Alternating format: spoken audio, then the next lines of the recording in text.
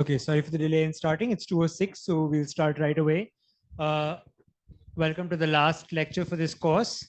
It's a pleasure that it'll be given by Sergei on boom and bust and environments. Thank you, Akshit. And again, it's simultaneously an honor and an onerous duty to to give the last talk because everybody wants to go home. But I will still ramble on for an hour and a half, maybe a little bit less. I will kind of switch gears right now. So up to now, in my first two lectures, I was telling you about the applications of the stable marriage model. But the first one was theory. So it was kind of up in the air. Maybe it was relevant for prey switching. Maybe it was relevant for some sort of weird dioxic communities. But the second one was happening in chemostat, meaning that it was kind of in a steady state environment. And again, I was lucky that the model itself didn't have any dynamics, only steady state dynamics. So today I will kind of continue what was told to you by Priyanka in the first talk, and I will be telling you about what happens in a time variant environment. In particular, my focus will be first of all on microbial communities, not just on general ecosystems, but on microbial communities. And second, I will focus on a boom and bust environments, meaning that not only the environment fluctuates, but those fluctuations are very, very strong. So as always, I will first acknowledge my collaborators. So you see familiar faces, including a more modern picture of Akshit. The only face you probably haven't seen is Yu Fu. She was an undergraduate student at the time who was collaborating with my lab. Now she's a graduate student at University of California, San Diego. Now, let me start with a bit of a complaint or a lament. I have been working on microbial ecology for about 10 years. And all the time I have been kind of, promising a grant applications and, paying lip service to make models which actually help explain experiments, or even better, help experiments to construct their experiments, to build their experiments. And I would argue that I'm not an outlier here. The models of microbial communities have not really been successful in a sort of top-down engineering of microbial communities. And as much as we were mentioning in grant proposals, I haven't yet seen a sort of a case where first modelers combine their efforts with experimentalists to carefully measure all the parameters of microbial communities. Then modelers carefully predicted which species would go well with each other and how to assemble them together. And then they put them down together in an experiment. And after a few trials and errors, everything happened just as theorists predicted. This is a fairy tale, right? This is like those, and they lived happily forever after. It just doesn't happen in real life. And I would argue that it's not, in part because we modelers were looking under the wrong tree. So we were looking under the light post. We love to do everything in chemostats, most of all because if you are lucky, then we can forget about dynamics and just focus on a steady state solution, solve equations instead of ODEs, which is simpler. And we will just have this boring dynamics, but simple mathematics. And a chemostat is something which they do in experimental settings, but chemostats, as any of you who do experiments, are extremely finicky. First of all, what is happening in chemostats is that the resources are typically depleted to very, very, very low levels, especially if the level of the resource depletion will be given by the growth rate of microbes in a chemostat. If the growth rate is slow, the resource concentration will be very, very low. And the growth rate of microbes in a chemostat is decided by the rate at which you supply nutrients. So if you dilute nutrients, actually the dilution rate, if you dilute at a slow rate, then by definition, the steady state in the environment will happen at a slow growth. And a slow growth in microbial settings required low nutrient concentrations. And low nutrient concentrations are not reliable. And in addition, everything gets contaminated because after a few life cycles of a chemostat, the microbes learn that one way for them to stay in a chemostat is not to grow better, but to stick to the walls of the chemostat better. And you're dealing with this potentially undesirable issues that you are selecting for the stickiest microbes. So the bottom line is that nobody likes to do experiments on a chemostat, and yet everybody is doing the simplest possible experiment. The experiment is so simple that even I might eventually try it. So all you need to do is to have this growth and dilution cycle. The experiments are called serial dilution, serial passage, or whatever. And the way they work is that you start with a test tube, or maybe if you are fancy, you have a 96 well plate.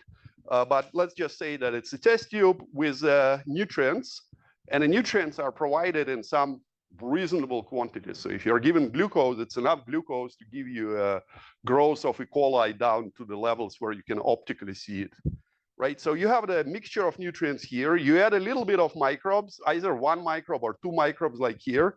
The microbes start eating nutrients, so the nutrients go down, the microbes go up.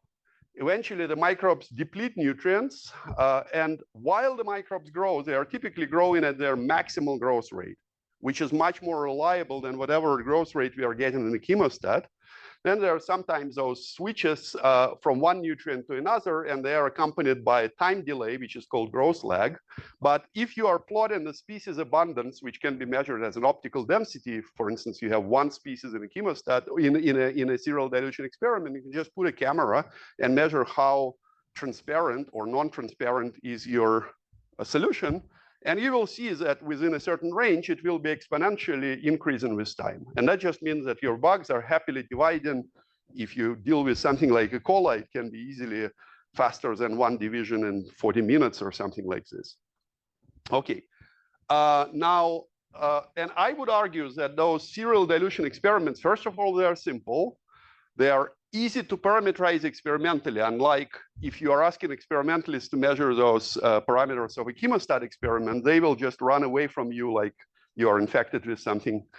And this is one kind of table illustrating it. This, I took it from this review by Thomas Egli and collaborators. And this is all of the E. coli strains. Some of them are actually even the same strain. The strain formation happens here. And I want you to pay attention to two columns here. One is this Ks, which is Monod constant. And just as a reminder, what is a Monod constant? The standard way of describing the microbial growth is in the presence of a resource, which I will call carbon, is Gmax times C divided by C plus K. And when the C is much larger than K, then G of C is approximately equal to Gmax. And that will be the approximation I will be working in throughout today's entire talk. But if on the other end C is much larger, much smaller than K, this is a chemostat. Sorry, this is batch or serial dilution, and this is a chemostat. Then G of C is approximately equal to C times Gmax divided by K. And if you remember my talk yesterday, this is what I called lambda C, right? So when you're in a chemostat, you are typically working in a linear regime where everything scales linearly or non-linearly, but depends on the nutrient concentration. Whereas when you are doing batch culture growth, C is much larger than K, and throughout most of the growth cycle, you can use this approximation that the growth rate is just constant and maximal growth rate, which the microbe can achieve on this resource.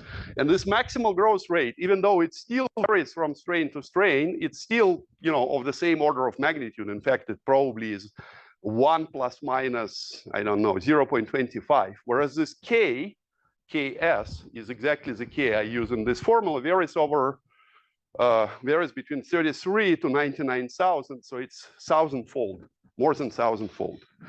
So, and I would argue this is part of the reason why it is almost impossible to do predictive engineering of microbial communities in a chemostat, because to do it, you need to know K, because K, as you see, enters into the formula for growth in the denominator. And K is very sensitive to the history, to particular strain, to everything. And it can vary really, really dramatically. So what I propose is actually, on the other hand, as I said, if you just measure the optical density of a microbe growing in isolation, you can easily measure Gmax. You can also measure those lags, and I'm showing you this 1949 science of doing it, and the modern science can do better, probably, slightly better. You can see how this exponential growth, if you parameterize this part as an exponential growth, you will get G max, and if you will kind of fit it as a lag transition, then you will get this tau of a lag. And those are the only two parameters I need to know, except for one more parameter. And again, I hope you still remember from my first talk that many microbes are using resources sequentially or dioxically. And I already explained to you that in order to determine in what order microbes use those resources, and that was actually discovered by Monod, you just need to mix them in different ratios. And here, glucose and sorbitol are mixed in 3 different ratios. And by seeing how this lag behaves, they can see from this curve alone that glucose is used first and sorbitol second. So you need to know this resource hierarchy. So in order for a predictive model of a microbial community in a serial dilution environment to work, you need to know those three things: maximal growth rate on a resource, a lag time of switching between resources, and resource hierarchy, in what order sort of a stable marriage microbe would prefer to use the resources. Now, let me just now pitch to you how I see this kind of scenario in which modelers help experimentalists to design an experiment and engineer an experiment. So you have a team of experimentalists, and they have a group of microbes, not a lot of microbes. I cannot really engineer 70 microbes, but I can probably engineer 3 or 4. So they have 3 or 4 microbes, and they come to me and they say, Sergei, here is my dream team. I like them to live together. I really like them to keep in a test tube and serially dilute them until cows come home. Can you help me to find the environment where they will happily live together? And I will say, yes, but it will cost you. What it will cost you is you need to measure those Gmax and tau parameters. You need to measure model and hierarchy. You either have to have a graduate student to do it or a robot to do it. Both would work equally well. And after you come back to me with those parameters, I can plug them into my model and predict. First of all, I will determine whether your dream team, in principle, feasible together, right? So sometimes you'll just say your dream team there is no way they can get along. One of your dream team microbes is an asshole. It kicks out other microbes out, or at least one microbe out. So you have to do some changes to your dream team. But if I will find that the dream team can get along with each other, then I will find whether the solution is dynamically stable, which is also important because dynamically unstable solutions are practically useless. And probably what is most important is I will help them to design a ratio of nutrients to put in a test tube to keep the dream team happy, right? And you may say, well, how hard it is to find a ratio of nutrients.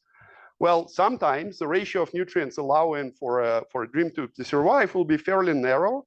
And if you're just doing trial and error, maybe you try 1 to 1 to 1, 2 to 1 to 1, or something like this, there is a good chance that you will simply not stumble on a set of resource considerations that will keep your dream team alive. And as a bonus, I can not only keep your dream team alive, but I can even engineer the ratio of microbial abundances to whatever you fancy. Maybe you isolated your dream team in the soil somewhere out there, and you know that in the soil, the microbe A is 10 times more abundant than microbes B and C. I can find the resources in such a way that your wild type ratio of abundances is actually reproduced in your experiment. Okay, this is kind of how my possibly also a somewhat fairy tale-ish scenario looks like. But let me now introduce to you, since we are at a school, what kind of computational or mathematical tools are needed for me to make those predictions. And I will kind of resurrect this concept of temporal niches, which you heard from Priyanka at the first talk. I want to emphasize that in my case, or in our case, the temporal niches are significantly different than the ones Priyanka was talking about. In her case, the temporal niches were due to seasonal fluctuations. So maybe there is a niche for the summer, niche for the fall, niche for the winter, and so on.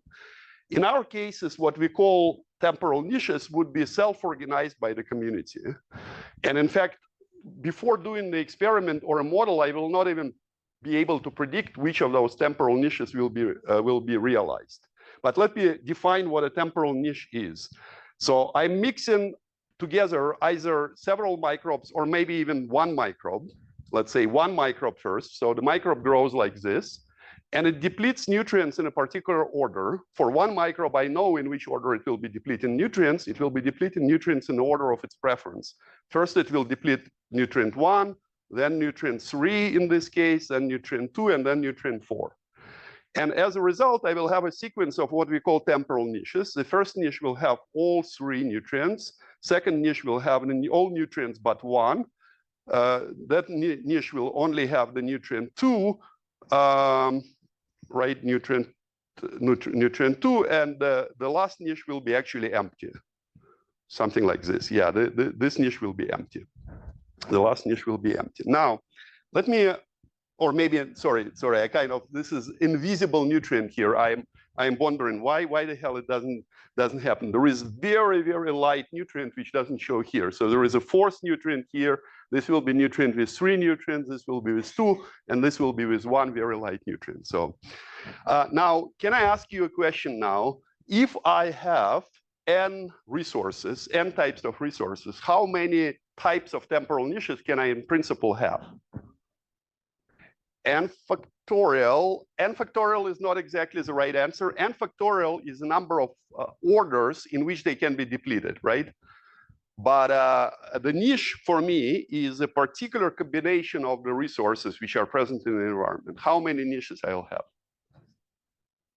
In this case, N, indeed, what you see is that first I had a niche with 4 resources. Here I niche with 3 resources, 2 and 1. But now I'm saying, what if I repeated the same experiment with another bug, and each time my niche is defined by a specific subset of resources which are present in a given niche?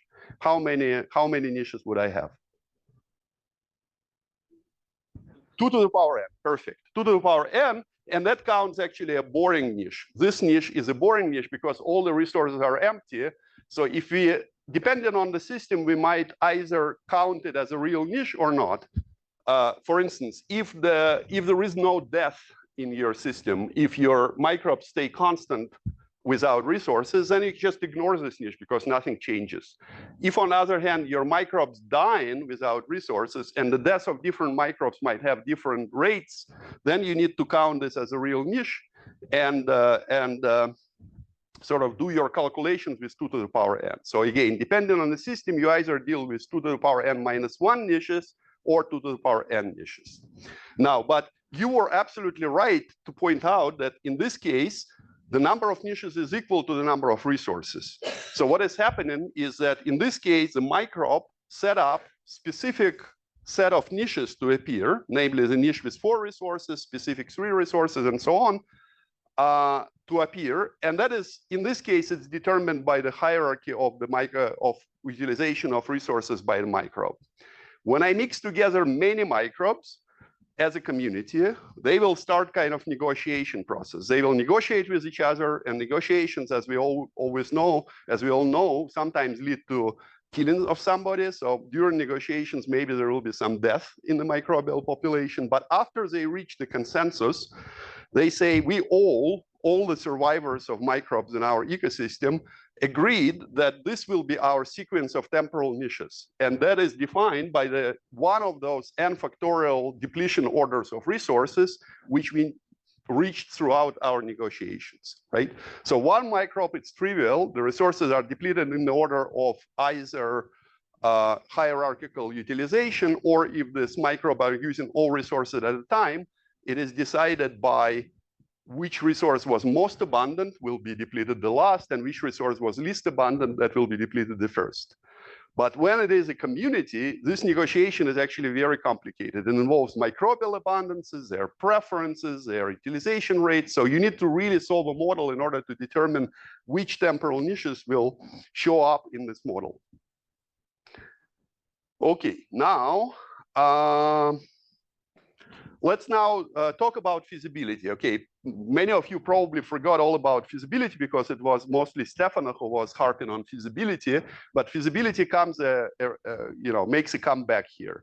So I need to know, and I usually know through experimental measurements, which my friend experimentalist did for me, for every microbe alpha and every temporal niche I, again, I need to be careful here. I need to know the growth rate of a microbe in each one of those temporal niches.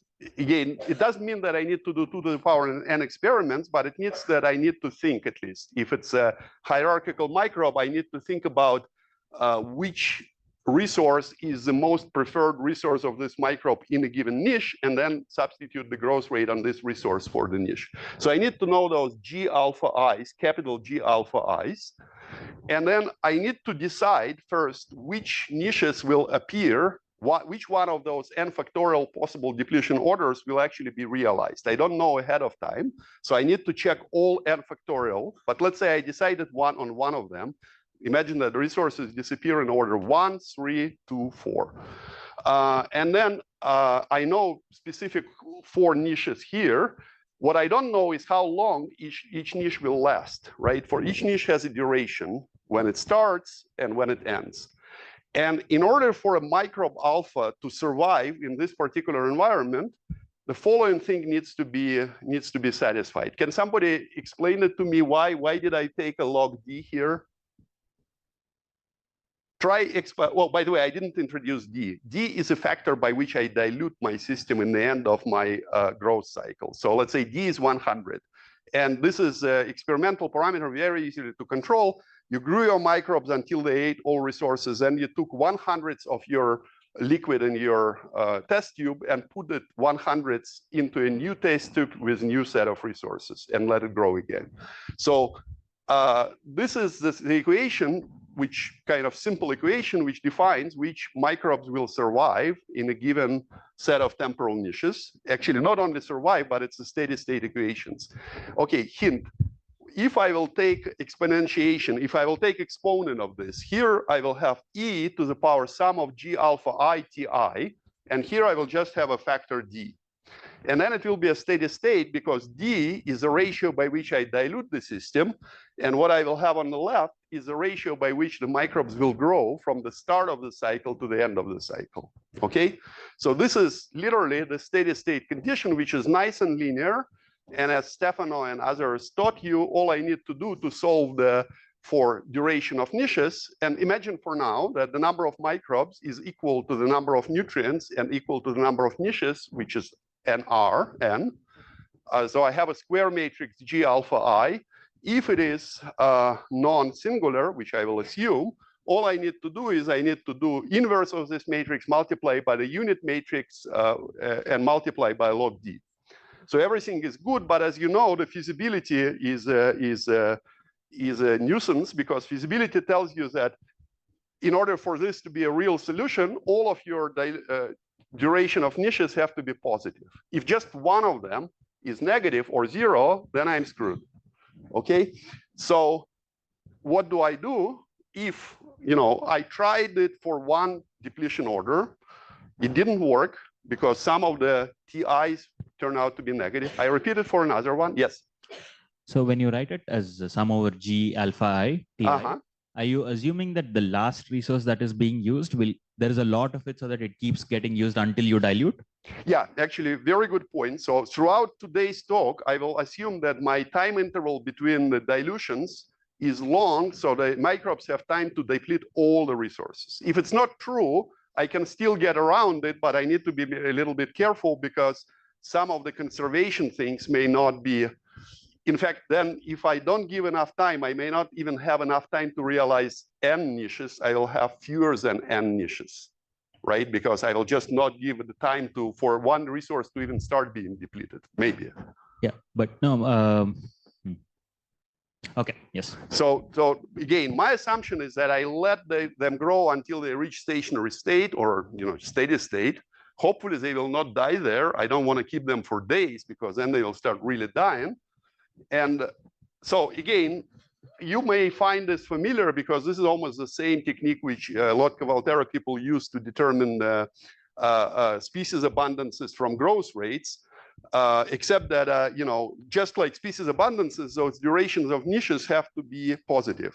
But there is a nice discrete twist on this problem, which is why I like it so much, because, you know, unlike Lotka-Valterra, if I don't find it for one particular depletion order of resources, I need to repeat this calculation for all n factorial possible depletion orders. And if I just find it for one, that will be the only depletion order which is where this community can live together. And when I do it practically, when my student runs numerical simulations, most of the time, out of all n factorial depletion orders, I find only one of them is feasible. Rarely I find two.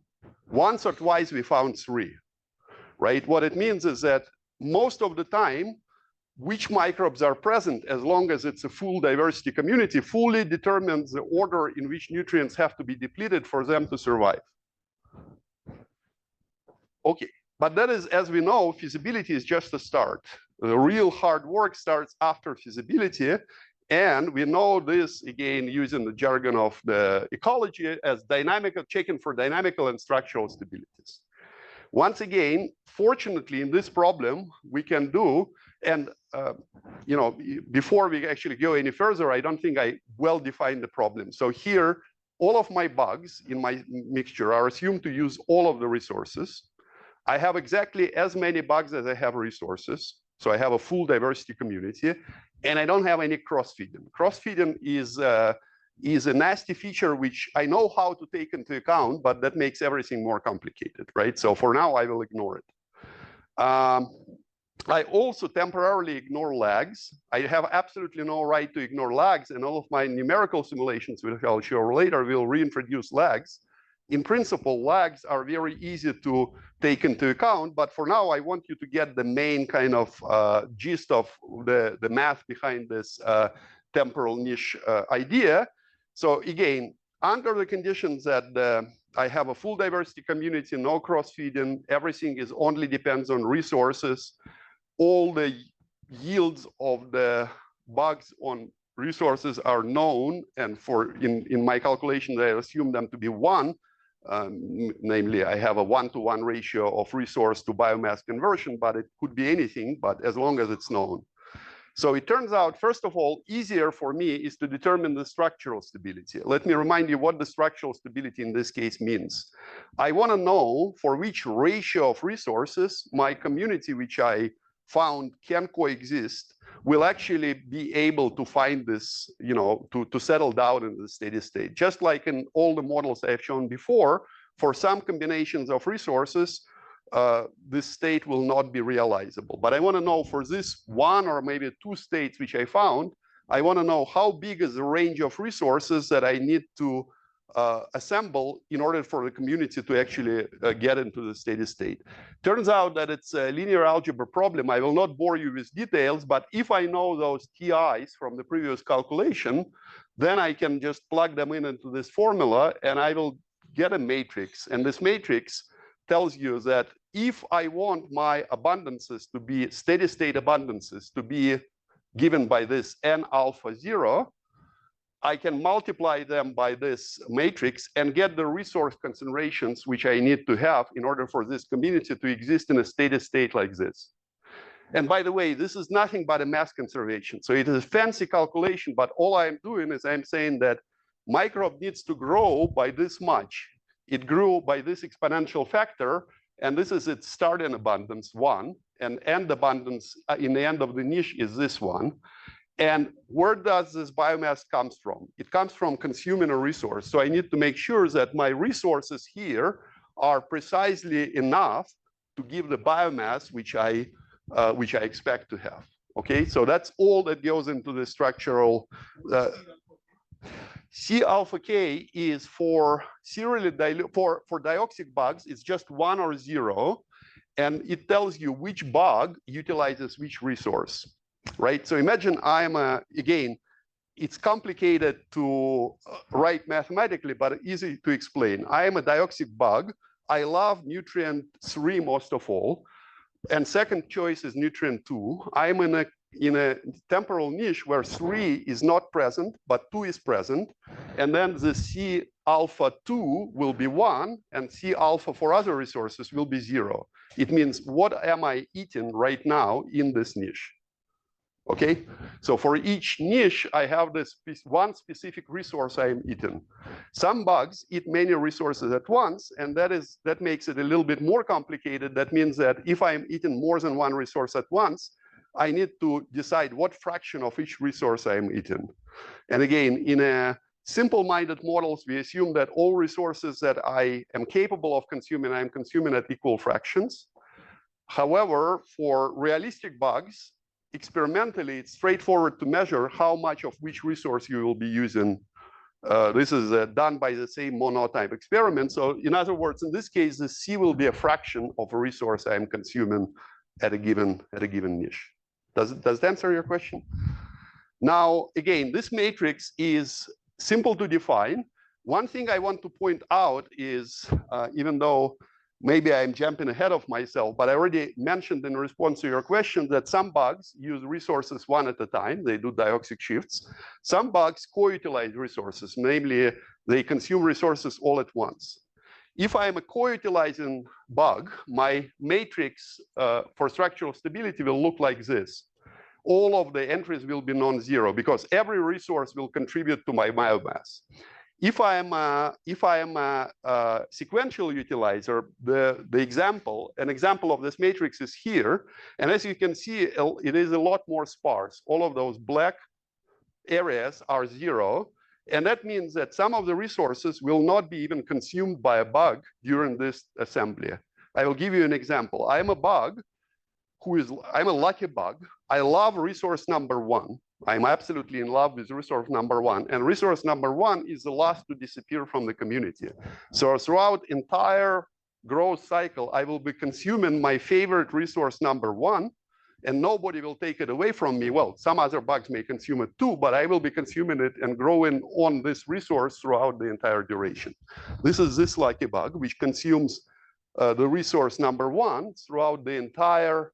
So it doesn't consume other resources at all. But this bug actually is unlucky. It switches from its top choice to the second choice, to the third choice, to the fourth choice, anyhow. So the bottom line, determinant of this matrix will be actually a lot larger than the determinant of this matrix. This is linear algebra 101. If they are normalized the same way, this determinant will be much larger than this one, which means that sequential bugs will enjoy much, much better, orders of magnitude better structural stability. It's easier to assemble a community of sequential utilizers that assemble a community of co-utilizers. And that, if we will have time, this whole point will make a comeback because it will be an explanation of why sequential bugs are quite widespread in nature. Okay, but also you need to know the structural stability. Again, once I calculated this matrix, I can use another nasty linear algebra. Don't even ask me what C tilde means. It's just some normalized C. And I will get a Jacobian of this whole thing. And having a Jacobian, I can study the structural stability. Turns out that depending on the strategy, structural stability is not at all guaranteed. If you are a co-utilizing bug, 99.9% of solutions are structurally stable. We checked that it's not a numerical accident, that there is really 0.1 or something % of communities which are not structurally stable. If you are a dioxer, your structural stability depends on your strategy. For the strategy I will be talking about a lot, it's about 40–60% structurally dynamically stable and about 40% dynamically unstable.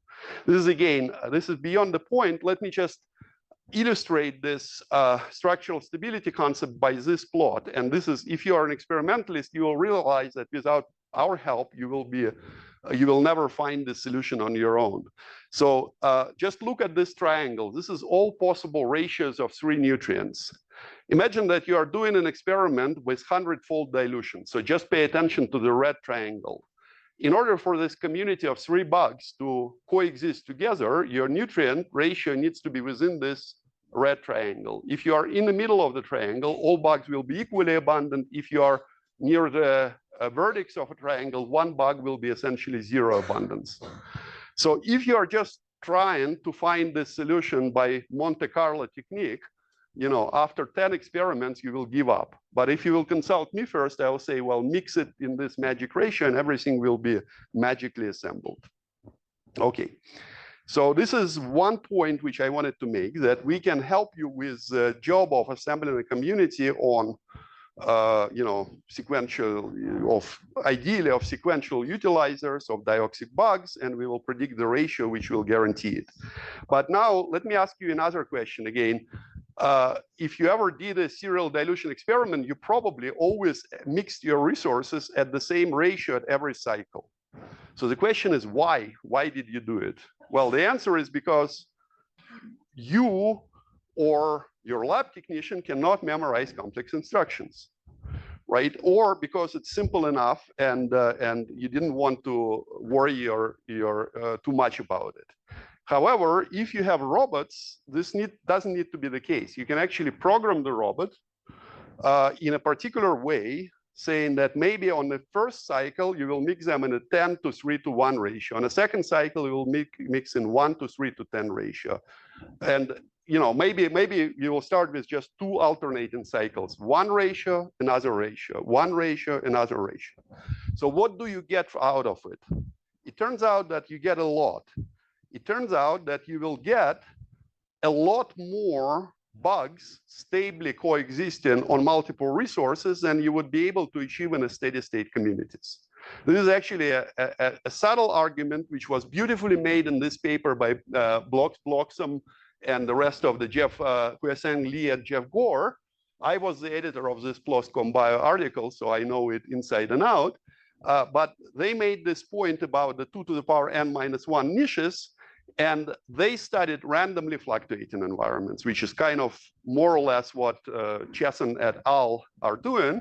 And in their case, they found that the number of species that they can stably coexist on a number of resources proportional to the number of resources squared, which is already great because it goes above the competitive exclusion limit. Now, what we are doing right now, we are being quote unquote engineers. This is, by the way, a figure from this paper showing that this is your competitive exclusion principle. So normally they will say the community cannot be assembled below, you know, anywhere above this line. As Bloxham and Gore demonstrated, you already get well above it. But in reality, the upper bound for this assembly is 2⁻n-1. And we are showing right now that you can, in fact, by carefully engineering, not randomly fluctuating environment, but carefully engineering resource environment, we can approach this 2⁻n-1 limit. This is not finished work. This is work in progress. So far, we only demonstrated feasibility of it. But the take-home message is that this is what we believe is the probability of successful assembly of a random community. This is the number of resources. This is the number of species. And this red line here is 2⁻n-1. Now, as you see, if we engineer this multi-cycle strategy in which I will add resources with different ratios at different cycles, I can come, a lot of times I can come all the way up to this bound. Sometimes I can come close to the bound. Whereas if I assemble my species on resources always supplied in the same ratio, I cannot really get above this competitive exclusion principle. Namely, if I ever dream of assembling, let's say, 9 species on 4 resources, here I can do it. I will not be very likely to do it, but I can do it. And here, 4 species and 9 resources, I'm in the black zone, meaning that I will never be able to pull it off because there is a theoretical principle saying the number of species cannot go larger than number of resources. Okay, so I have 15 minutes, which is enough for another story, probably, or 2. Let's say I finish now with part number 1. And this part number 1, I was wearing a hat of an engineer, and I was dancing in front of you saying that we engineers can tell you how to assemble your communities, and we can even perform magic. We can engineer those resource ratios and such combinations and such cycles in order to get a 2⁻n-1 species on n resources. Okay, that is fantastic. But now let's just switch a little bit from the engineering to a scientist head, because scientists don't care about engineering assembly. Scientists care about understanding what is going on around them. And in parts 2 and 3, again, 3 if we are lucky, 2 for sure, I will tell you what kind of can we tell from our ability to model and understand those serially diluted experiments, which also mimic real life environments in which microbes live in boom and bust environments. What can we tell about the basic principles governing what we will observe in those communities? And in particular, right now, in part 2, I will tell you about the work we did in which we want to study the properties of what we call a mature communities of dioxically shifting microbes. What do I mean by mature? I mean this community we'll be dealing with have been assembled from a large pool. So I start with thousands, if not tens of thousands of species on 4 resources. We all know that in the end, no more than 4 species will survive. And presumably, if you look at some relatively stable environment in, well, stable, not in the sense that it's non-fluctuating, but time invariant environment, the place which doesn't systematically change in time. I will also have a lot of evolution or ecology made a lot of invasion attempts of this community by many species. So whatever we call a mature community here is something like what you will find in the soil, because the patch of the soil has been exposed to multiple migrations, multiple attempts to evolve species, and so on. So we want to understand, first of all of our bugs in this problem are dioxically shifting. So they are kind of those sequential utilizers, preferring resource 1 to resource 3 to resource 2 to resource 4. Actually, the sequence is random. And we want to know how the mature assembled community will affect which resource preferences will be among the surviving species. That's question number 1. And now we also want to know the first question is, if I just isolate a bug, what can I say about this stable marriage-like, what preference of this bug towards resources should be? The second question is how the resource preference of bug number 1 is complementary or maybe conflicting with the resource preference of another bug from the same community. Right? So again, both are infinitely testable experimentally. So again, I dare anyone to go and dig those bugs from the soil, measure their resource preferences, and test our theory.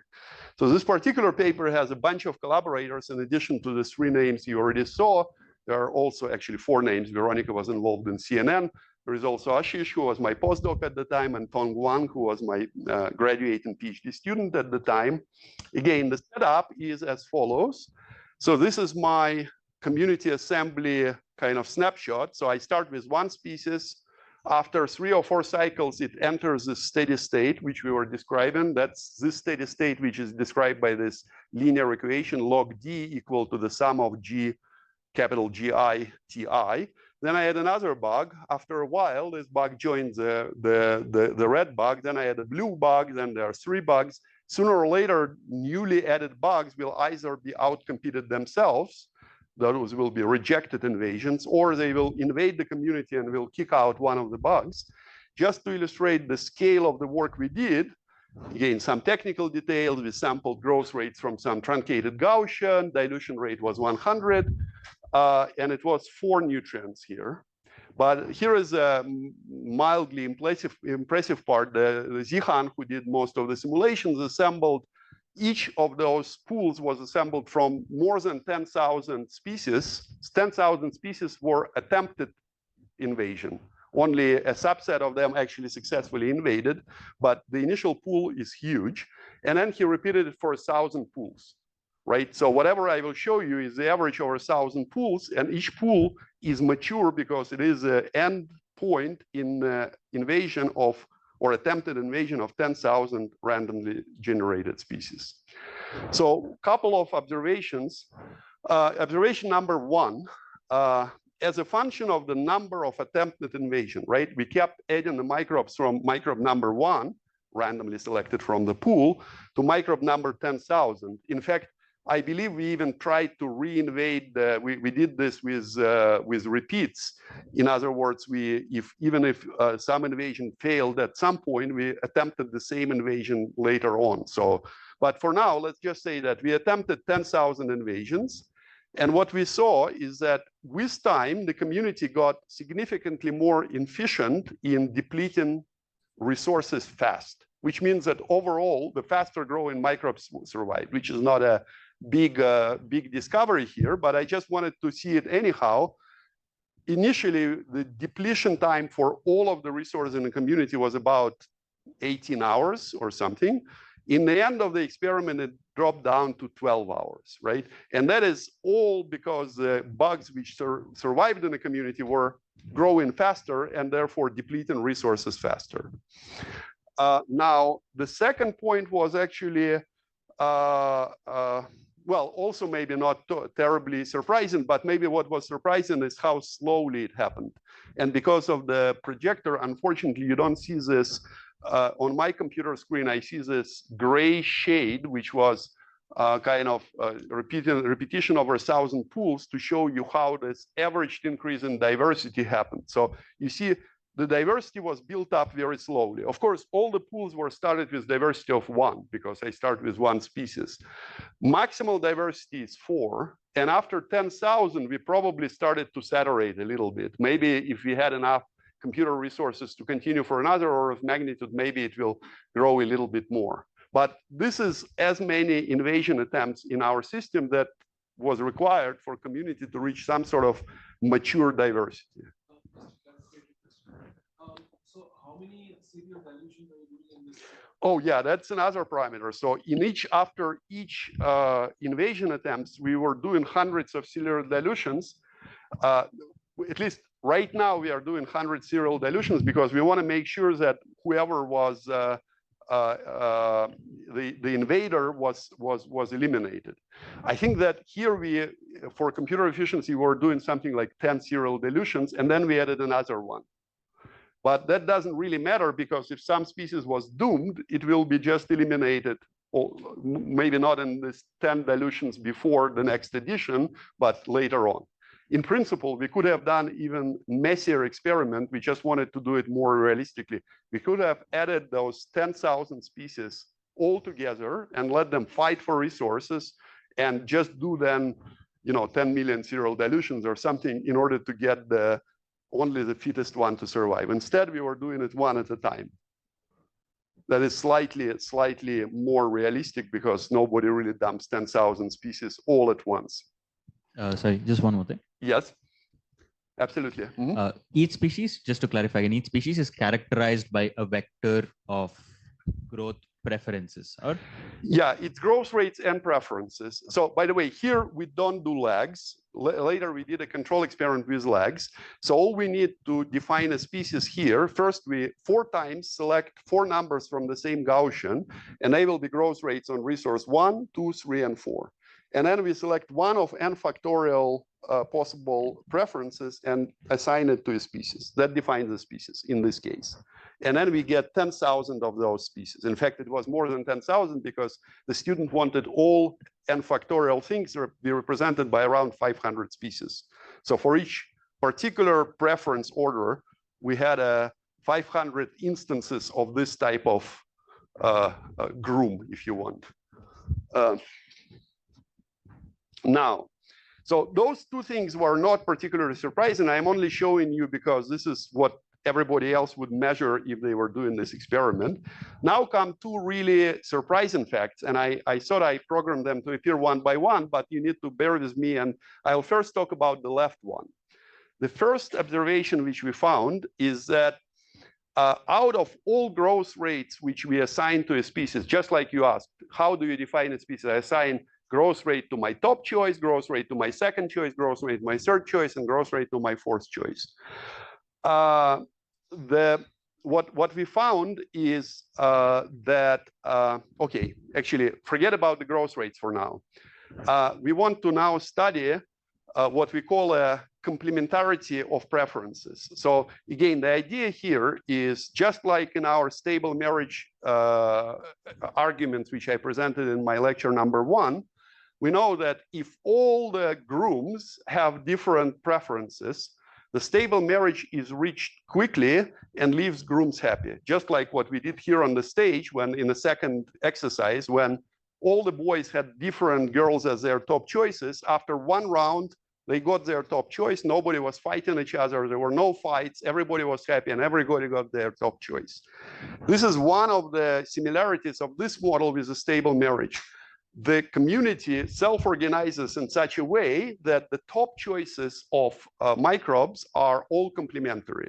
So after 10,000 realizations, we saw that pretty much all the surviving members in a community had different top choices. At the same time, the second choice, third choice, fourth choice didn't matter at all. They didn't really vary significantly, maybe a little bit from the random expectation. The random expectation is this red line. What we saw in the community was here. So the community was just caring about the top choices and didn't care about the second, third, fourth choices. Okay, that's kind of surprising observation number one. The maybe less surprising observation, but I will mention it nevertheless, is the disappearance of what we call anomalous species. Let me explain what I'm talking about. So a common sense tells you that if you are a microbe with dioxic shifts, it makes sense for you to make your fastest growing resource to be your top choice, second fastest growing second choice, third fastest growing third choice, and so on. This is what people expect almost intuitively. However, when we generated our microbes, we didn't make them like this. We assigned growth rates first and nutrient preferences later. What we found is in the end of our experiment, what we saw is a total disappearance of microbes which didn't have their fastest growing resource being their top choice. So this is an emergent property of a community, of an assembled mature community, that it doesn't allow bugs for whom the top choice is not the fastest resource on which they can grow. But again, surprisingly perhaps, the second, third, and fourth choice didn't matter at all. That's why we, in the end, in the second paper, we call those bugs top smart, because their top choice is the fastest growing resource. Second, third, and fourth choice selected randomly. By selected randomly, I mean they selected randomly, but kept forever fixed for a given bug. Okay, so those are kind of our two central results of this paper. One is that the community spontaneously develops top choice complementarity. The top choices of all the bugs are different from each other. Second, the bugs which have the top choice being the fastest growing resource on which they grow the fastest are the only ones to survive.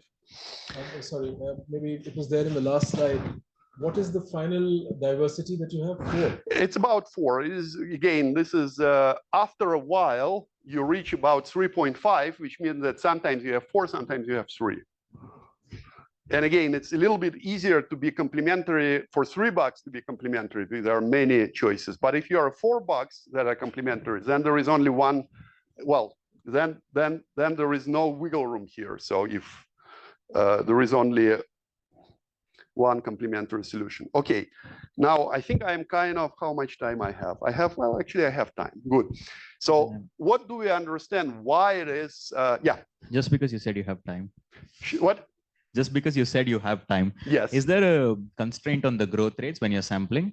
No, not at all. So and this is actually done on purpose because unlike co-utilizing bugs, dioxic bugs, in principle, can allocate all of their proteome to consumption of a resource. So we didn't introduce any trade-offs between growth rates on different resources. I know that some papers, for instance, Bloxham and Gore do, but we don't believe it's a realistic feature because there is absolutely no reason why, if I grow very well on one resource, I cannot have equally good enzymes to utilize another resource, right? And that is different if you are co-utilizing bug in the following sense, that if you're a co-utilizing bug, then the more proteome you allocate to consume resource 1, the less proteome is left to allocate to use resource 2. So you cannot really add up your growth rates on different resources, even though Terehua says that in some limits you can, but we believe that there will be still proteome allocation limits. Yeah, just a question.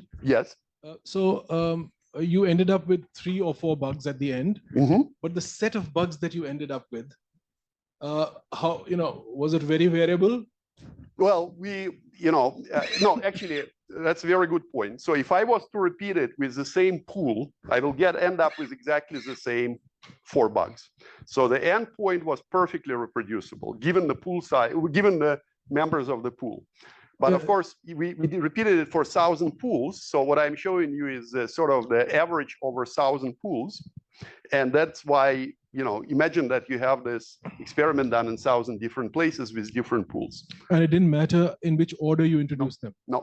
No multi-stability in this system, thank God, because if there was multi-stability, like I explained to you last time, we would have been really, really messed up. We end up with, you know, priority effects, which I introduced in my previous lecture, were not an issue here.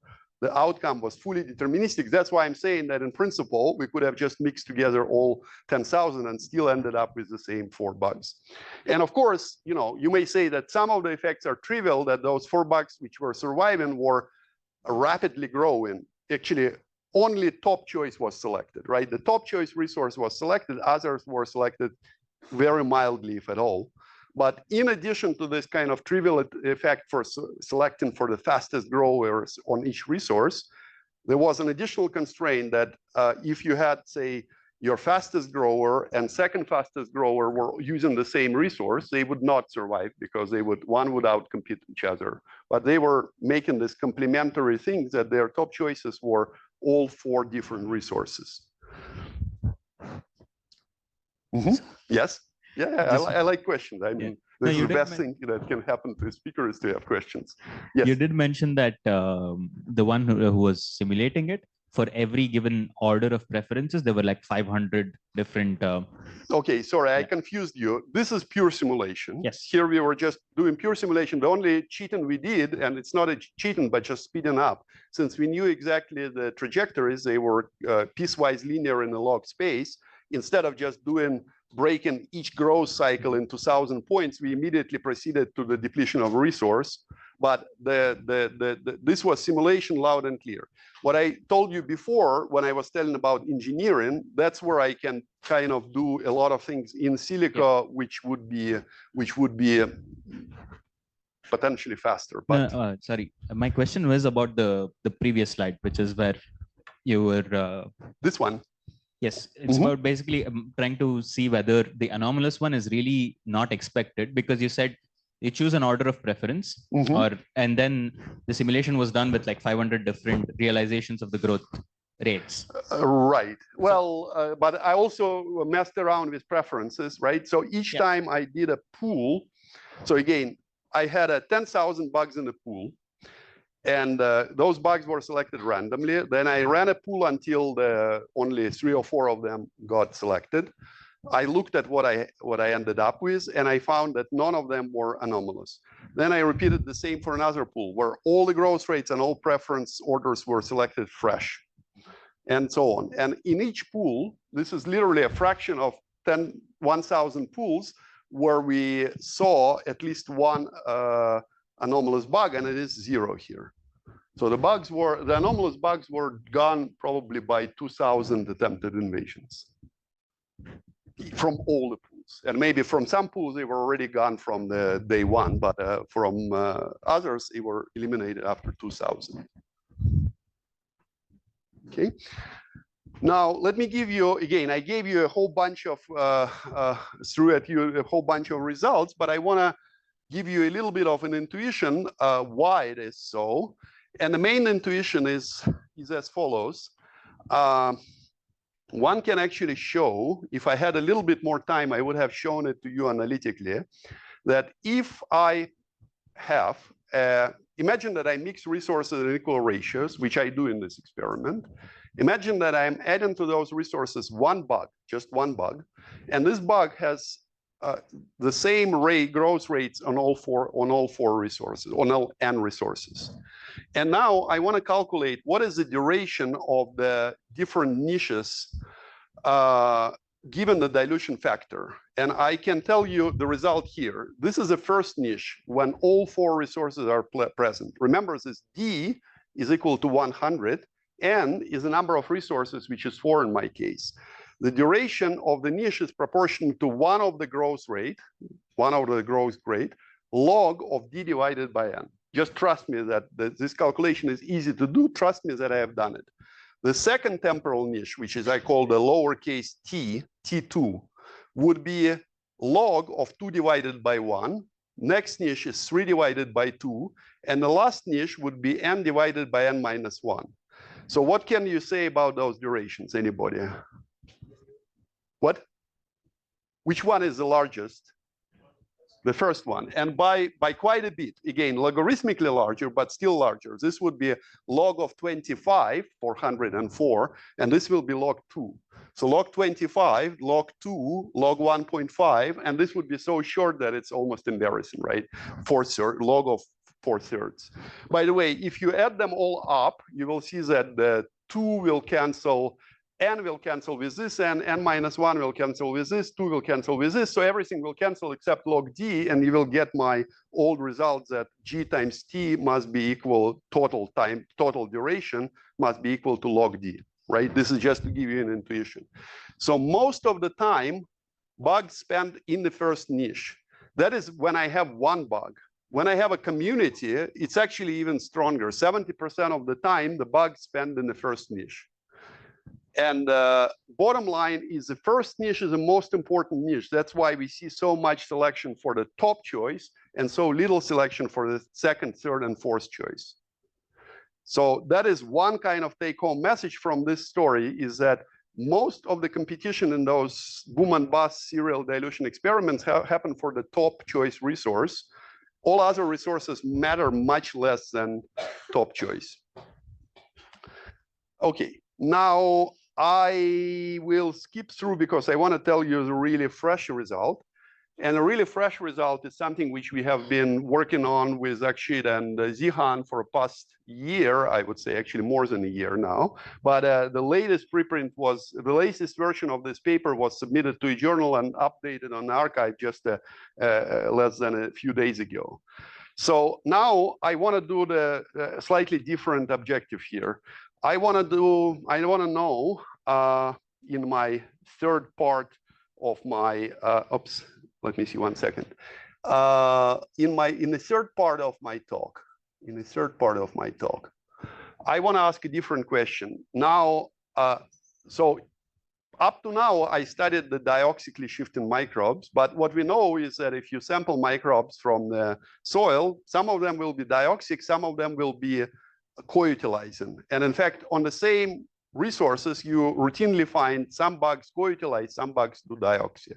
What is the ecological reasons behind it? And what can we say about the success or failure of different metabolic strategies? And metabolic strategies here are sequential versus co-utilization of resources from our kind of simulations. So again, I will not bore you to death, but I will just I'll just maybe highlight this paper. This is a review by O'Connor, Hermsen, and Terrejois, and they wanted to compare hierarchical and co-utilization strategies, everything we know about those strategies. And they kind of organized this review first by saying, well, we know actually from E. coli, we know quite a lot about how this hierarchical, which is dioxia, hierarchical utilization is being regulated.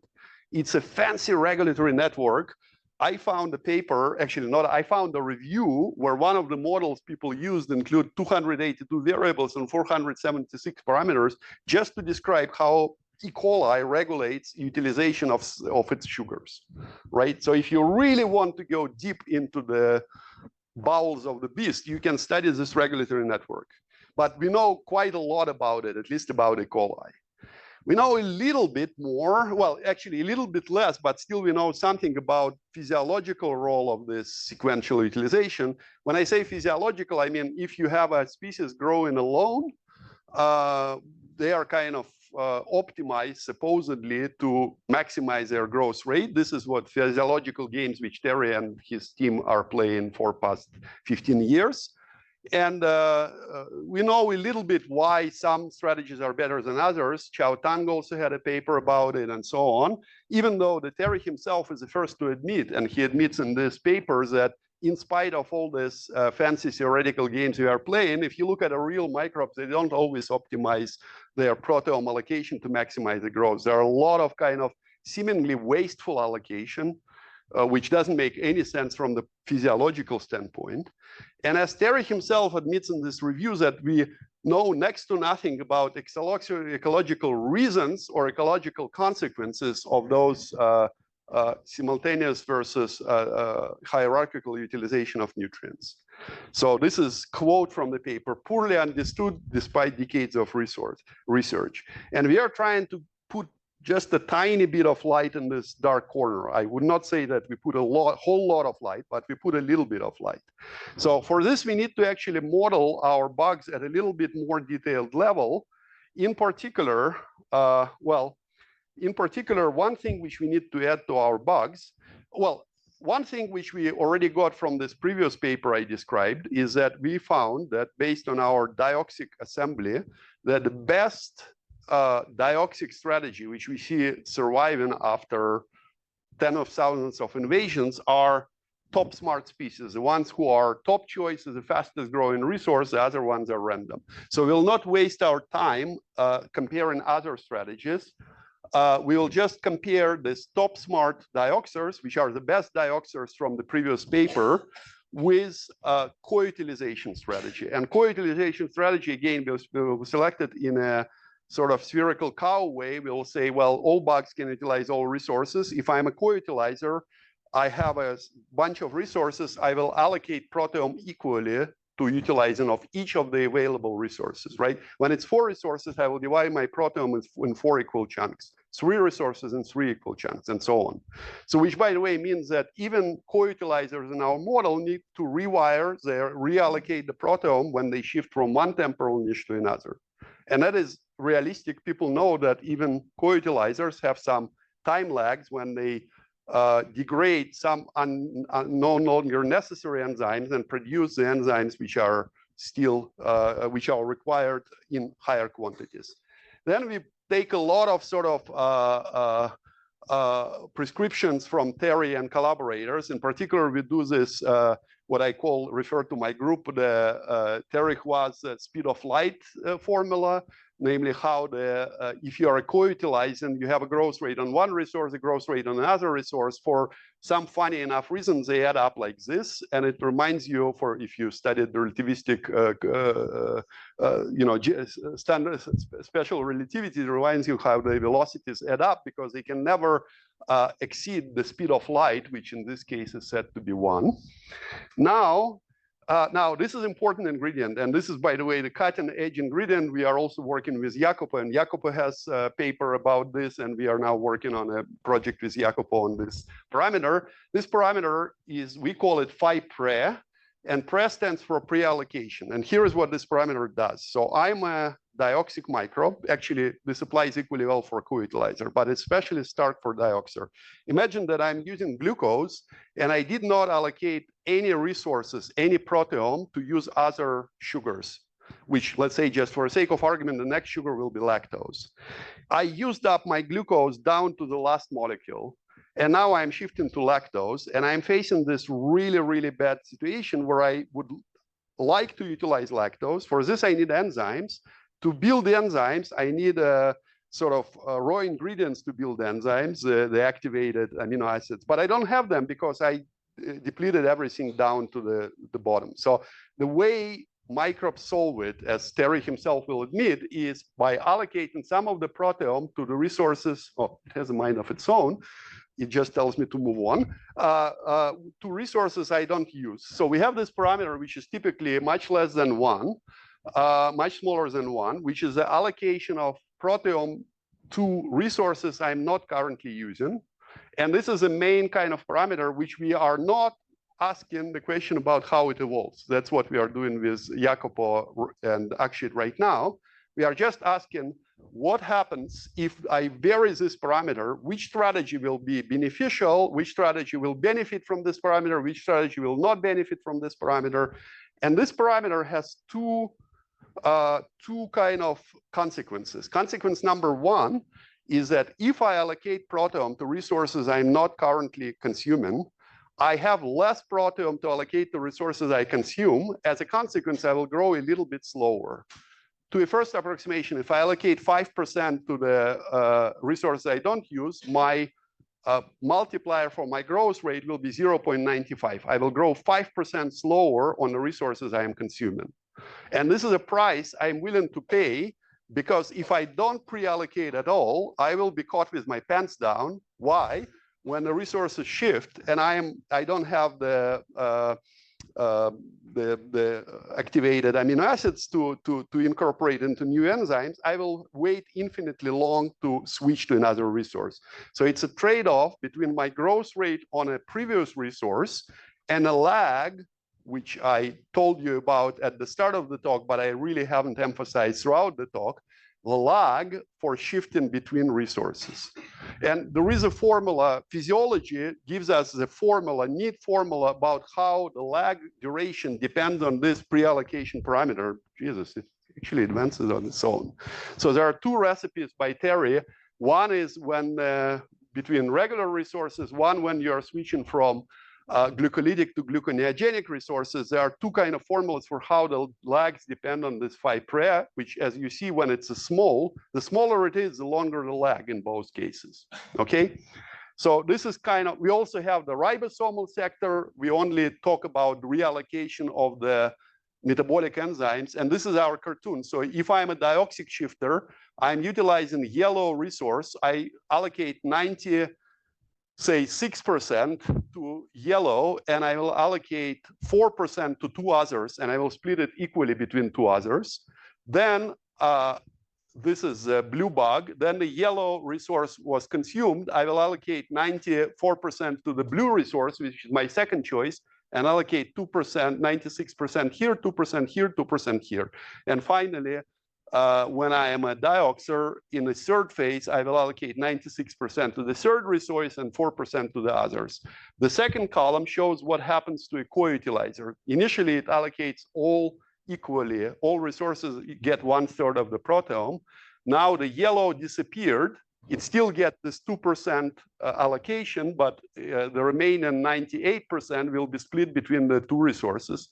And finally, when only one resource left, there is no difference in allocation between co-utilizer and sequential utilizer. Is it clear? Is this allocation strategy clear?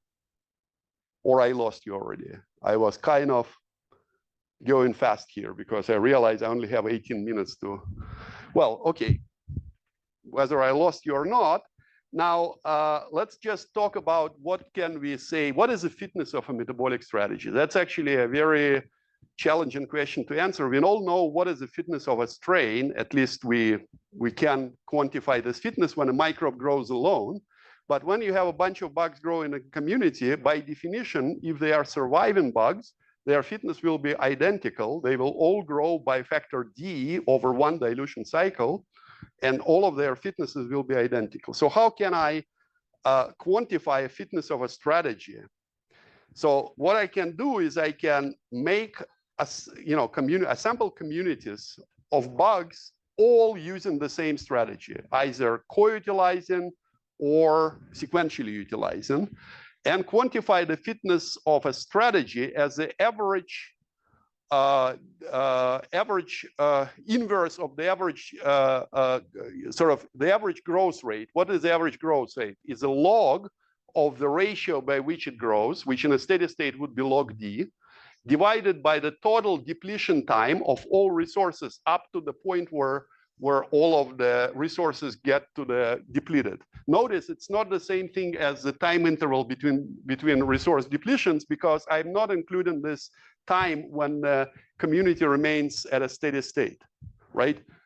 So if it was the total depletion time, total interval between depletion, between my dilutions, there will be nothing to discuss here because everything will be determined by the experiment. But because I only talk about how fast the community as a whole depletes resources, then it's something which I can compare between strategies. And here is our first result, which is kind of fresh off the, appeared on bioRxiv 3 days ago. So if you now compare the strategies using this measure of fitness as a function of different phi pre-allocation, you can do it in a different way. One is to put the species alone right? Just mix one species at a time, repeat it for many, many times, but in each time there will be no community. The community will be a single species. Co-utilizers will be actually much better than sequential utilizer according to this measure when you measure it on a species alone. And that is because of lags. They are not significantly faster. In fact, they, in some regime of the phase space, they are even slower. But because of the lag, they waste quite a lot. And as a result, this fitness, there is absolutely no doubt that if this is what was selecting the strategy, dioxers will be dead on arrival. However, when we repeat it in the community, we see that things kind of evened out. In fact, there is even this regime for low phi pre when sequential utilizers are a little bit better than co-utilizers. For large phi pre, they are worse, but somewhere around 5% co-utilization, which by the way, 5% to each of the resources. So if I utilize 4 resources and 3 of them are useless, then it means like something like, if this is 2.5%, then it's 7.5% wasteful utilization. So this is interesting. This is just shows that this fitness of a strategy is strongly depends on ecological context. It's not the same in a community as in isolation. Okay, now let's also, another measure of quote unquote fitness of a strategy is let's just assemble many, many communities, just like I did in this numerical experiment where I selected a pool of 10,000 species and saw who survived. I will do the same type of experiment and I will do it separately with, actually I will do it by mixing equal number of co-utilizer and sequential utilizer. Let's say out of my 10,000, there will be 5,000 of co-utilizers and 5,000 sequential utilizers. I will assemble all of them, and then I will sample who survived in the end. And I weigh it by the biomass, because biomass ultimately your currency. You know, if you are highly abundant, you are highly successful in this definition. So once again, this is a plot comparing the difference, dramatic difference between success of sequential utilizers in a community context. They will be the vast majority, 90% of the assembled community for low values of phi pre, and only for unrealistically high values of phi pre, they will drop to, I don't know, small minority, 10%. Whereas if instead of doing this mature communities, 5,000 of one, 5,000 of another. By the way, here it's not 5,000. Here it's a smaller numbers because we didn't have the patience to do it for 5,000. I think it was for 50 plus 50, something like this. But if instead of 50 plus 50, I do the same thing where I do a head-to-head battle between one co-utilizer and one dioxer, then actually dioxers will lose. So dioxers lose in a head-to-head battle, but they dominate in communities. So this is kind of one of the results we found, and we have some explanation for it, but then I want you first to appreciate the result that the community context strongly influences which strategy is successful. And in a community context, dioxy is vastly, so it's kind of cooperative strategy if you want, which favors the distribution of top choice between different bugs, and that is why it's so good in community context. Whereas the co-utilizers, while in a hand-to-hand combat, they will win over dioxers. In a community context, they will lose. Okay, so that's my central message. If you want to know, remember one thing out of story number 2. Remember this: that dioxers are much better in communities, whereas co-utilizers actually, in our model, dominate over them in a one-to-one species competition.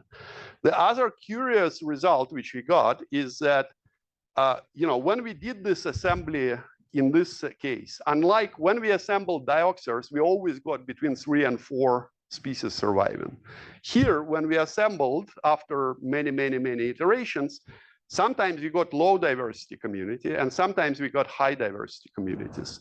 And remarkable fact is that whenever we got a low diversity community of maybe 1 species, it was almost always co-utilizers. So co-utilizers are loners. They don't like to, if one of them gets lucky, it will not let any other dioxers or co-utilizers in. It will just rule its throne alone.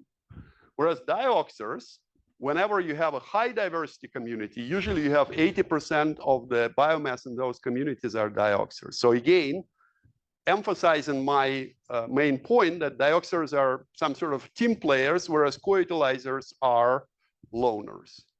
And now we kind of food sources do you have in this one? 4. Once again, I have 4 food sources. That's why all of those axes vary between 1 and 4.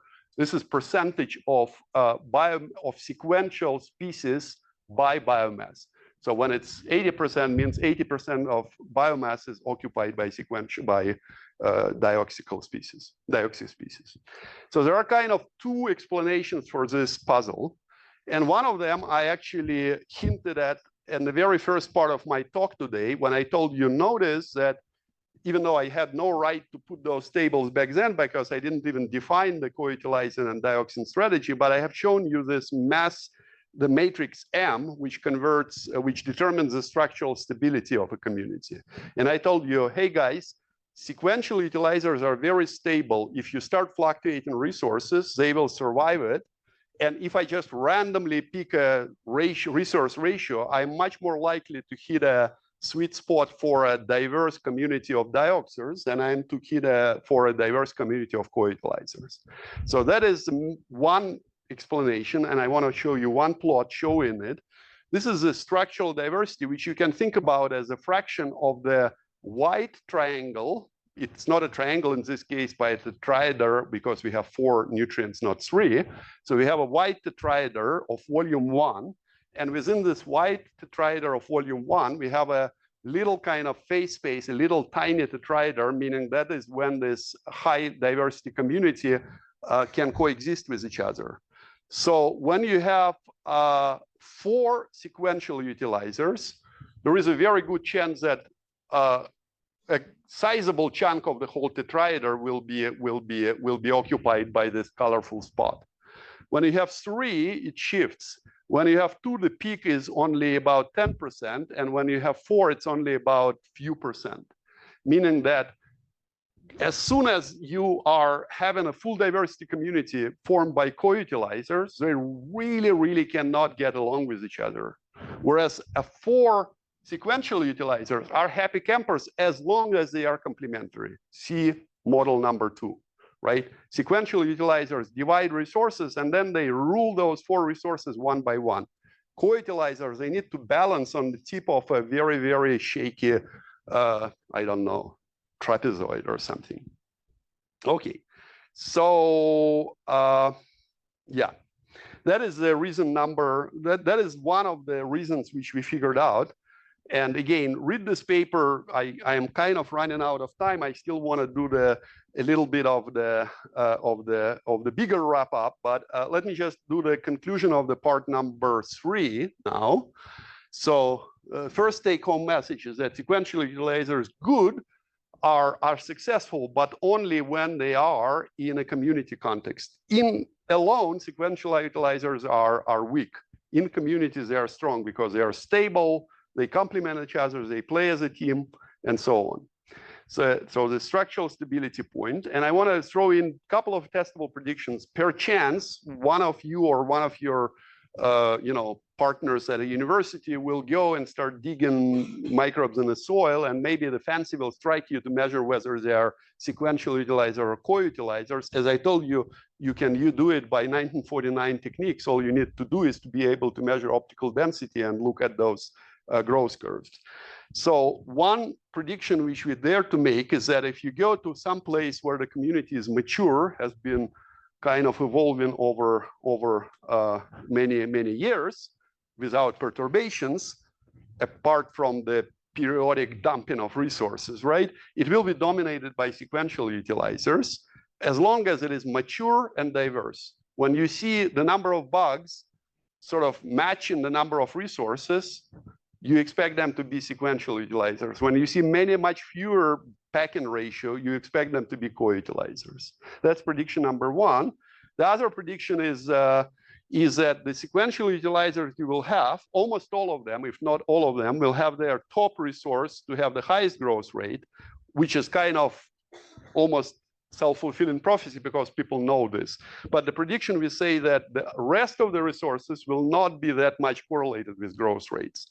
And we have some kind of unpublished data from the groups we know, which show that indeed there are plenty of violations of this rule that the faster growing resources correspond to more preferred places in a hierarchy. The top choice, you cannot violate, but second, third, fourth choice, you can violate. They are much more flexible. Okay, now I was inspired a little bit by listening to Priyanka's talk in the morning to compare what I told you today about temporal niches to what Chesson and the community following Chesson's work understand by temporal niches. I just want to put it in context since this is the last talk of the conference and I have last 5 minutes of a school. I want to put it a little bit in this context just so that you're not completely lost in those 1,000 directions. So, okay, so both Priyanka's talk and my talk refer to temporal niches, and they are indeed defined in a similar way as periods, time intervals, and the conditions are similar to each other. In my case, I was talking about resource-based temporal niches. So my niches were defined by a particular subset of resources which are present. And the Priyanka and Chesson were talking about environment-based, and environment was understood in terms of some global external variable like temperature, pH, rainfall, and so on. And that is why a lot of the discussion this morning, in the first talk this morning, was about seasons, right? We all know that there are rainy seasons here in India, there are warm seasons, cold seasons elsewhere in the world, right? But our niches are based on resources, which makes our niches self-organized. So I want to reiterate the fact that if the seasons are given by God, right? If we do not screw up the climate completely, we'll still have summer, spring, summer, fall, winter, and spring. And the rain patterns may change by 10%, which will be a disaster already, but not by huge. The temporal niches I'm talking about are completely self-organized. If you give me a bunch of microbes, until I do my calculations or an experiment, I cannot even predict you which of the temporal resource-based niches will be realized here, because I need to know the depletion order of resources, which itself defined by a complicated mixture of resource abundances, microbial abundances, microbial preferences, and this is whole nonlinear mess to tell you which niches will be realized in a given community. So that's one difference, which makes those approaches somewhat different in the techniques used. And now I kind of want to repeat the messages from my talk today. So I told you first, I kind of put a head of engineer. I told you, well, what if it's not nature, but we as experimentalists or as engineers want to design temporal niches? We can be designers of temporal niches. And if we do it in a smart way, we can actually increase diversity to unprecedented level, 2 to the power n and stone n resources. If you cannot engineer, if you are in nature where resources fluctuate, even this will increase the diversity. Even those resource-based niches will give you something like n squared species on n resources. This is the result of Bloxham and Gore paper, which is very, very good paper. I highly recommend everybody to read it. Okay, as an editor. So in part 2, I was more about, let's just see in part 2 and 3, I was trying to see how this concept of temporal niches will affect of either success of metabolic strategies or which types of a given metabolic strategy, namely a sequential strategy, will win over others. And I already gave you the take-home messages. I will not repeat them at all. And I got kind of as a last, well, I will end 2 minutes ahead of my time. So I'll say that, of course, in nature, both things coexist and many, many more things, right, coexist. So in nature, there are resources, but there are also temperature, pH, and rainfall. And there are also pH itself is not actually, pH maybe is a bad example here because pH both can be determined by some abiotic factors which change seasonally, or it can be generated by microbes themselves. A lot of community assembly experiments are essentially competition for microbes poisoning their environment by secreting some acetate, and then some bugs die, some bugs survive. So pH needs to be actually moved to the resource-based strategy as just another temporal niche, number 2 to the power n, right? So we need a synthesis between those two temporal niches. That's what we really need. And again, I'm happy to, just historically, I've been focused on this part, and I was following kind of somewhat the literature on the second part. But we need synthesis, and we need, we need to finally be able to engineer the damn community. Otherwise, nobody will take us seriously anymore. All right, so that's all I wanted to tell you. Thank you.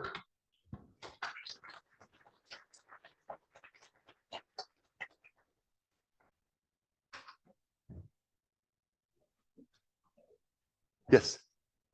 In that Watson paper, is there any argument for y square? Nope, absolutely not. Absolutely not. That's in fact, it's the fit. I can show you the fit. It's not that spectacular fit, but it could be in fact exponential. Who knows? But the best fit with the power law is it has a slope 2.14. Yeah, somewhere here I had the blocks and paper. I can only find it. Yeah, okay. And this is, since we are still being recorded, I'll just throw it in here. If you like the Tillman diagrams from the yesterday talk, we have Tillman diagrams for our dioxic communities. All you need to do is to switch your resource concentrations to resource depletion times. So you will get those Tillman diagrams, coexistence points, bistability, all, if you're a fan of playing with like little drawings, that is your field.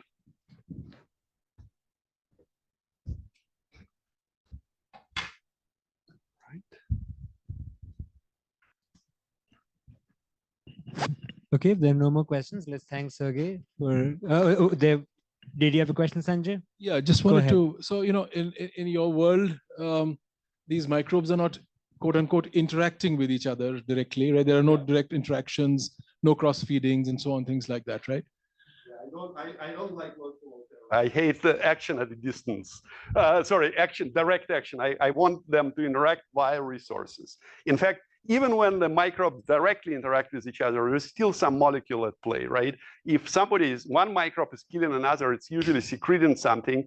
Well, there is one case I know where the microbe is making this little sword and piercing the skin of another microbe. That's as close to MacArthur to the Lotka-Volterra model as it comes in. Everything else is done through some molecules, and I want to take those molecules into account. Those are my principles. Yes, but there could be cross feeding and so on, which is not taken. Yeah, that is really, and that is what we put in our future work, because cross feeding is doable. All you need to do to take cross feeding into account is you need to add those things as resources.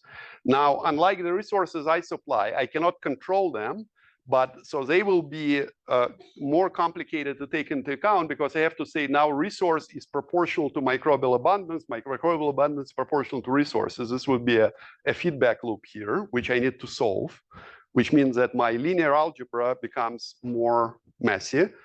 Second, cross-feeding stuff appears and then disappears. Everything I provide just disappears, so that all I need to figure out in what order it disappears. The cross-fed resources also has some appearance time, which gives me, again, extra variables. But just to be clear, I mean, there are interactions here. They're just competition. Yeah, they are competition. Yeah. They are all competitive interactions. No fuzzy, warm and fuzzy microbes helping each other. In fact, the whole thing self-organizes because there's an interaction. Yes, right? through the resources that you're eating up, which are supplied, which are fixed resources. Correct. And by the way, when I was making a legal paperwork in my contract with experimental team, I say that if your team has a cross-feeding, I cannot guarantee you a particular ratio of microbes, because I can only guarantee if I can completely control it by resource ratios I provide. But what if I provide only one resource and everything else is generated by cross-feeding? I cannot do nothing. I just give the resource, and the abundance doesn't matter because it will be the same, controlled by dilution. Everything will just scale up with abundance. So in this case, if I have a vast cross-feeding network and I provide only one resource, all I can do is just, tell you who will survive in your team, but I cannot control it, which is unfortunate for an engineer. They will fire me from my department. that to me. Yes, question? Yeah. In the resource depletion order, you said most of the times you get a unique resource depletion order for a steady state. Is there any intuition behind that part? No, that's actually an open question. And I want to say that, again, I was expecting, well, again, a lot of times we get zero, right? So a lot of times I'm saying that we even have the analytical formula, which is the same as Stefano and Jacopo derived for what are the odds for a given community to be successfully assembled. And this is 1/2 to the power n with sampling with some binomial coefficient. The same thing works for our thing. And we don't understand why, because it's more complicated than this, but it works. And sometimes we have 2 and sometimes we have 3. And even then, it's not a multi-stability, even though, you know, I kind of embarked on it with the hope of rescuing my beloved stable marriage model. I failed, unfortunately. I mean, even each time I say now I can see stable marriage, there is no stable marriage here, unfortunately. But even when I have more than one solution, they usually are realized in distinct, disjoint regions of the resource ratios. Only, and in this case, actually, I cannot have multi-stability by the rules. For multi-stability, just like in my talk number 2, I need the different yields on different carbons by different microbes. Then I can have a situation where those 2 solutions will overlap and there will be a region where I'm lying. There is multi-stability, Yuli has shown. Don't trust whatever I'm saying. I remember that multi-stability is rare but possible, and it's in the supplementary materials of our 2021 paper. Chaos is also rare but possible. Jeff Gore found chaos, we found cycles. Yeah, when you have these kind of chaotic things, as you'll see in the Bloxham paper, you'll see that the depletion times, the depletion orders change from cycle to cycle. So actually that part is also not totally true. Right. And this is, by the way, but you put, you know, you really ask the good question, which we don't understand. For some reason, the kind of exotic things like chaos, multi-stability, cycles are all possible in this model, but exceedingly rare. And why it is so, we don't understand. I would understand if it's either forbidden, verboten, or allowed. But it's allowed, but rare. That is weird.